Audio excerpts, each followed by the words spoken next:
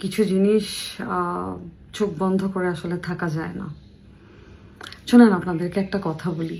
দীর্ঘ প্রায় ১৬ বছর ধরে সামাজিক যোগাযোগ মাধ্যমে ক্রমাগত ট্রল ও সাইবার বুলিংয়ের শিকার হয়ে আসছেন ছোট পর্দার জনপ্রিয় অভিনেত্রী সাদিয়া জাহান প্রভা। এতদিন এই বিষয়ে চুপ থাকলেও এবার এক বিশেষ ভিডিও বার্তায় ট্রলকারীদের মনস্তত্ত্ব এবং সমাজে ভিকটিম ব্লেমিংয়ের কুৎসিত সংস্কৃতি নিয়ে তীব্র ক্ষোভ উগরে দিয়েছেন এই তারকা। আপনারা আপনাদের জায়গা থেকে আমাকে বুলি করে মজা পান, এটা আপনাদের একটা পৈশাচিক আনন্দ হয়। I totally understand. ভিডিও শুরুতে নিজের নীরবতা ভেঙে প্রভা বলেন, ভেবেছিলাম কথা বলে লাভ নেই, কিন্তু নিজের দায়বদ্ধতার জায়গা থেকে কিছু জিনিস আর চোখ বন্ধ করে রাখা যায় না।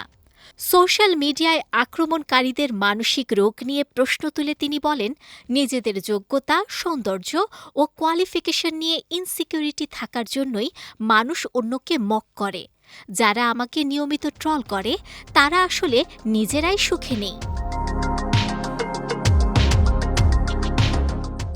দীর্ঘ ১.৫ দশক ধরে চলা নিজের মানসিক যন্ত্রণার কথা উল্লেখ করে এই অভিনেত্রী আরও বলেন, আমাকে ১৬ বছর ধরে বুলিং করা হচ্ছে। আপনারা এতে এক ধরনের পৈশাচিক আনন্দ পান, অথচ আমাকে যতটুকু বুলিং করছেন তার অর্ধেকও যদি আসল অপরাধীকে করতেন, তার চেহারা মানুষের সামনে আনতেন, তাহলে আজকের পরিস্থিতি এমন হতো না।